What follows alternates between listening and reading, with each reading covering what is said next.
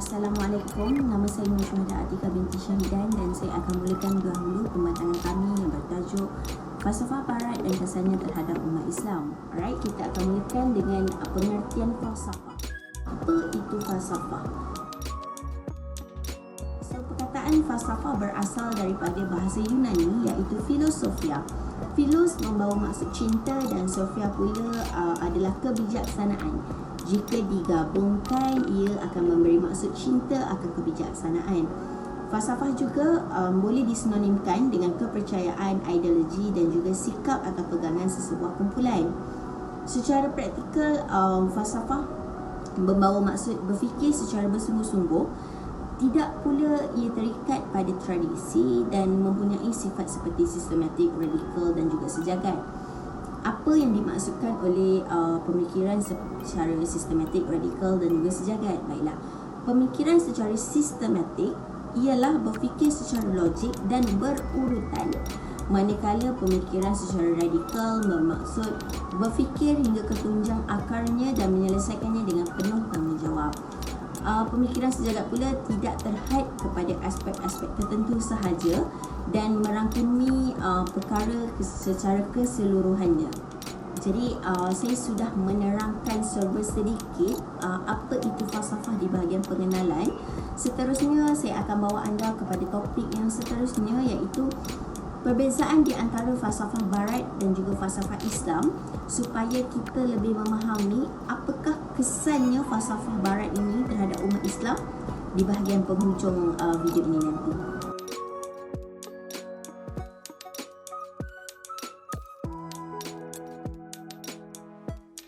Falsafah Islam adalah sebuah falsafah yang berlandaskan Al-Quran dan juga Al-Sunnah.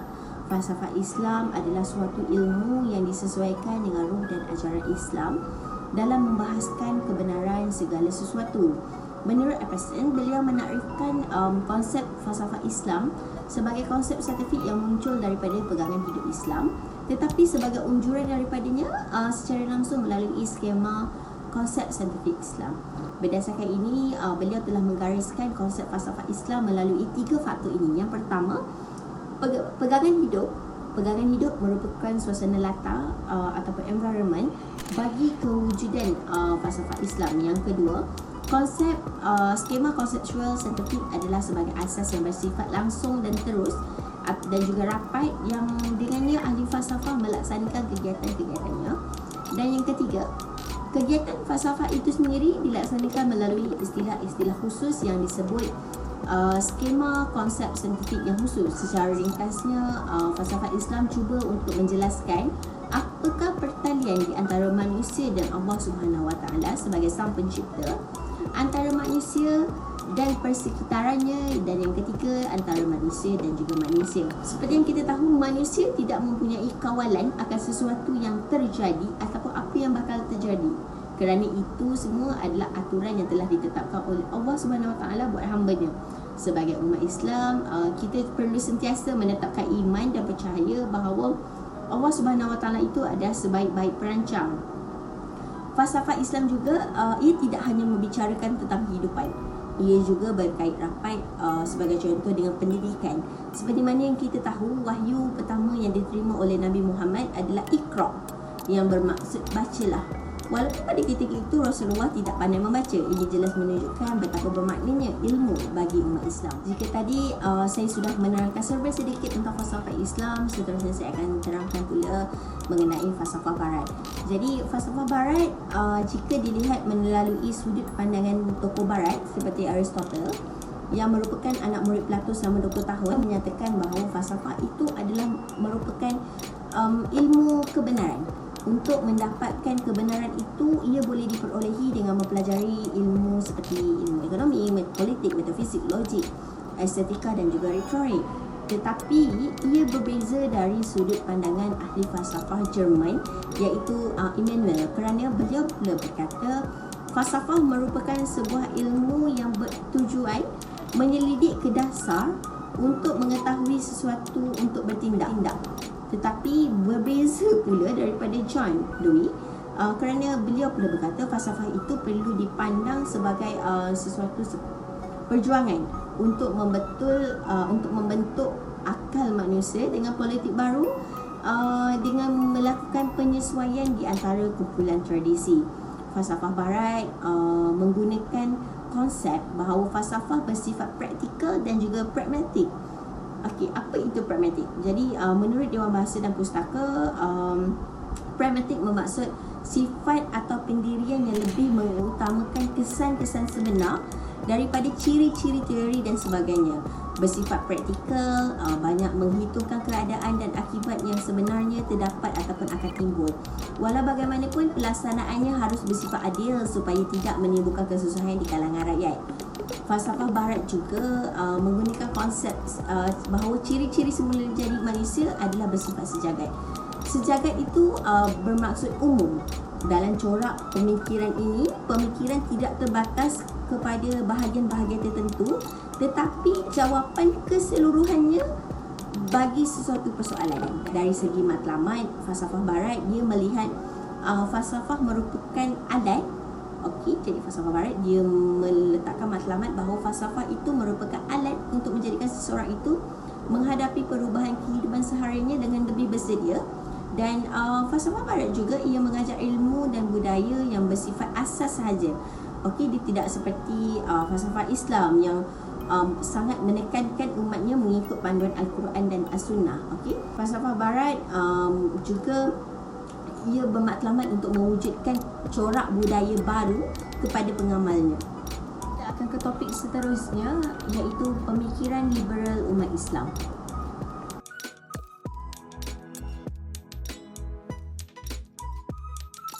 Pemikiran Islam liberal telah mula bertapak dan para sarjana Islam tidak terkecuali.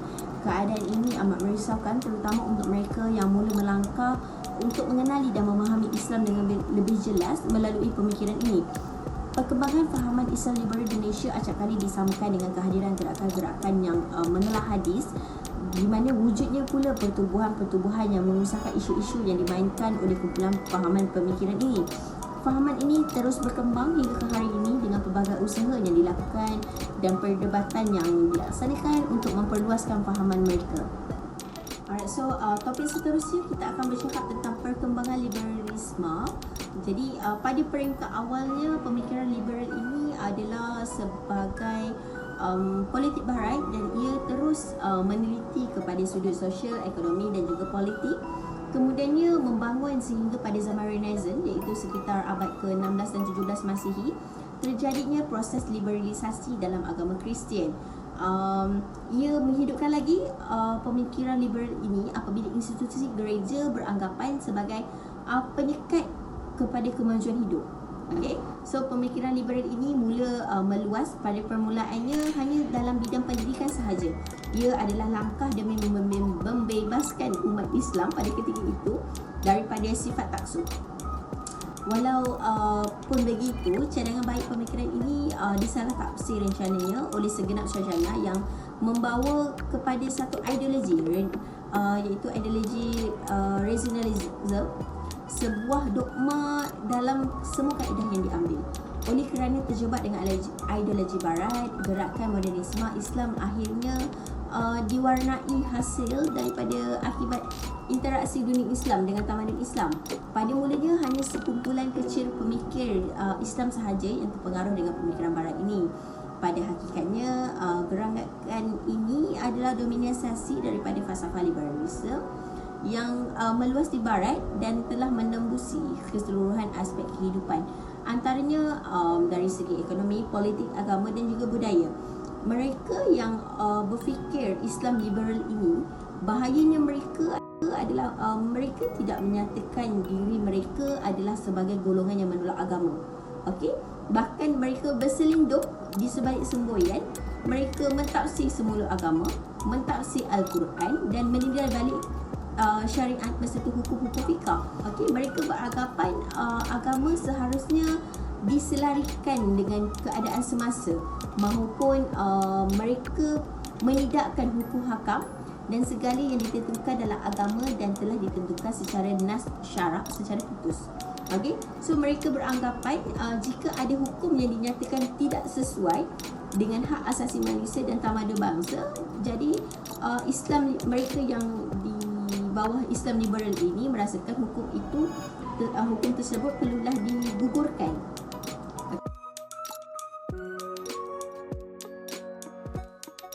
Assalamualaikum, saya Muhammad Nazir Irfan bin Azmi dan saya akan teruskan pula dengan satu topik yang seterusnya. Jom kita lihat apakah revolusi falsafah barat di Malaysia.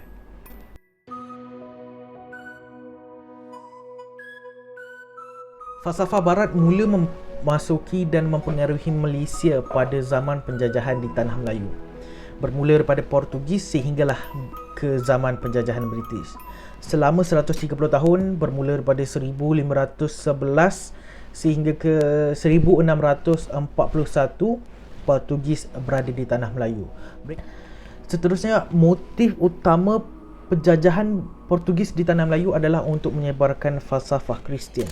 Portugis yang dipimpin oleh Alfonso de Albuquerque memegang kepada prinsip Gold, Glory and Gospel, tetapi pengaruh mereka ditentang hebat oleh Naning dan Rembau. Walau bagaimanapun, falsafah barat yang dibawa oleh Portugis masih lagi memberi impak, terutama di Melaka. Contoh seperti kewujudan masyarakat Serani yang berhasil daripada perkahwinan orang Portugis dan juga warga tempatan. Selain itu, Portugis juga memperkenalkan tulisan rasmi dan juga beberapa perkataan daripada bahasa Portugis. Antara penjajahan yang memberi impak terbesar di Malaysia adalah semasa penjajahan British. Hal ini demikian kerana British bukan sahaja mahu menguasai ekonomi, malah mereka turut campur tangan dalam hal ehwal politik negeri-negeri Melayu. Penjajah British mula memperkenalkan sistem residen dan beberapa falsafah politik barat yang dianggap bersifat di-Islam invasion. Al-Atas berpendapat bahawa falsafah pentadbiran barat yang mempengaruhi pentadbiran Tanah Melayu pada waktu itu bersifat untuk memutuskan masyarakat Tanah Melayu daripada adat dan tradisi Islam. Selepas menguasai politik, British pula mula mempengaruhi sistem pendidikan, di mana mereka memperkenalkan sistem pendidikan vernacular, di mana ia menerapkan pengenalan jati diri dan identiti kaum. Kewujudan sistem ini sekaligus mengetepikan semangat tradisi Islam apabila mata pelajaran yang penting dalam sosiologi Islam dimasukkan. Sistem ini turut memasukkan tulisan Jawi dan menggantikannya dengan tulisan Rumi. Mari kita lihat pula secara ringkas tentang tokoh falsafah barat dan juga tokoh falsafah Islam.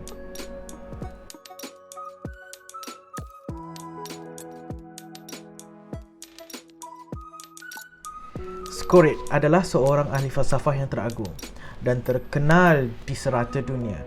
Dia telah diklasifikasikan sebagai manusia yang mempunyai minda yang paling halus dan rumit yang pernah wujud dalam tamadun manusia. Oleh hal yang demikian, Scoret terkenal sebagai bapa falsafah yang teragung. Ideologi Scoret banyak memberi impak kepada masyarakat Yunani dan juga tamadun manusia. Kematian beliau pada 399 sebelum Masihi dikatakan telah menjadi detik kegelapan dalam sejarah Yunani dan manusia. Walau bagaimanapun, kematian beliau tidaklah dipersia-siakan kerana ilmunya tetap menjadi penyuluh kepada tamadun manusia selama 2500 tahun. Scoret merupakan seorang ahli fikir yang mempunyai daya pemikiran yang unik dan mendalam. Malah beliau gemar akan sifat skeptisme atau keraguan. Pemikiran dan persoalan-persoalan Scoret ialah berdasarkan permasalahan yang dihadapi dalam kehidupan manusia. Ini yang membezakan beliau dengan ahli falsafah sezaman dengannya seperti Zeno dan Pythagoras yang menggunakan falsafah ilmiah seperti sains dan matematik untuk menerangkan alam. Peninggalan beliau yang terunggul ialah kaedah beliau atau lebih dikenali sebagai The Allenches yang mempersoalkan seseorang untuk menguji credibility, konsistensi dan kesesuaian apa yang diperkatakan. Seterusnya, Abu Ali Husain ibni Abdullah ibni Hasan ibni Ali ibni Sina, atau lebih dikenali sebagai Ibnu Sina dan Avicenna, adalah pakar sains di zaman keemasan dan kegemilangan Islam. Beliau merupakan seorang ahli falsafah yang menguasai bidang bahasa dan sastra. Malah Ibnu Sina juga mempelajari ilmu-ilmu seperti matematik, geometri, ilmu fiqh dan juga perubatan. Mula dikenali selepas berjaya menyembuhkan penyakit putera Noh, di mana doktor-doktor berpengalaman gagal untuk mengubatinya. Kehebatan Ibnu Sina itu dipandang tinggi dan justru diberi gelaran Al-Syekh Al-Rais. Falsafah Ibnu Sina banyak dipengaruhi oleh falsafah Yunani. Ini kerana Ibnu Sina berpendapat bahawa matematik boleh digunakan untuk mengenali Tuhan. Imam Al-Ghazali menyifatkan pandangan Ibnu Sina sebagai sesat, malah lebih sesat daripada kepercayaan Nasrani dan Yahudi. Ibnu Sina telah menyatakan dia tidak pernah menolak kekuasaan Tuhan, dan beliau juga menyatakan di dalam bukunya An-Najah bahawa pencipta alam semesta yang dinamakan wajib al-wujud ialah satu, malah tiada bentuk dan tidak boleh dibahagikan dengan apa jua cara. Sumbangan Ibnu Sina terhadap tamadun manusia amatlah besar, terutama dalam dunia perubatan. Antara sumbangan yang terkenal adalah seperti Al-Kanun Al-Fi Al-Atib yang dicetak dalam 15 bahasa untuk digunakan sebagai rujukan di serata dunia. Selain itu, Ibnu Sina turut menceritakan dan menghuraikan tentang 760 jenis penyakit bersama cara mengatasinya dalam buku beliau iaitu The Remedies of Heart. Sewaktu kemunculan gemilangan Ibnu Sina, beliau bukan sahaja menjadi tunjang bidang perubatan, malah berada di kedudukan tertinggi dalam bidang ilmu logik sehingga digelarkan guru ketiga di belakang Aristotle dan Al-Farabi.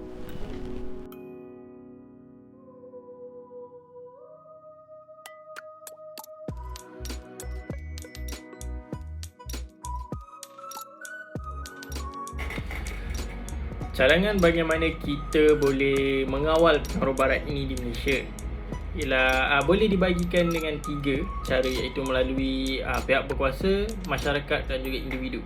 Untuk pihak berkuasa, apa yang mereka boleh lakukan ialah dengan menjalankan kajian yang lebih mendalam tentang pengaruh barat ini supaya mereka boleh bekerjasama dengan NGO yang berkenaan untuk memastikan setiap lapisan masyarakat diberi pendedahan tentang kebaikan dan juga keburukan falsafah barat ini. Yang kedua ialah dengan menggunakan khidmat social media, di mana amatlah diguna pakai di zaman moden ini. Dengan kaedah menggunakan social media ini, kerajaan boleh pihak berkuasa boleh memasukkan elemen yang lebih menghiburkan untuk menarik minat pembaca dan pengguna social media tentang pengaruh barat ini, supaya mereka boleh lebih faham apa keburukan dan kebaikannya. Yang ketiga ialah dengan mewujudkan banyak lagi pusat-pusat sosial yang mampu menguatkan jati diri sesebuah masyarakat. Untuk masyarakat, kita boleh mengadakan sesi usrah dan program-program keagamaan dan motivasi mendidik dan membentuk pemikiran masyarakat Islam kita supaya tidak mudah terpengaruh dengan keburukan pengaruh barat ini. Apa yang baik tu kita boleh ikutlah.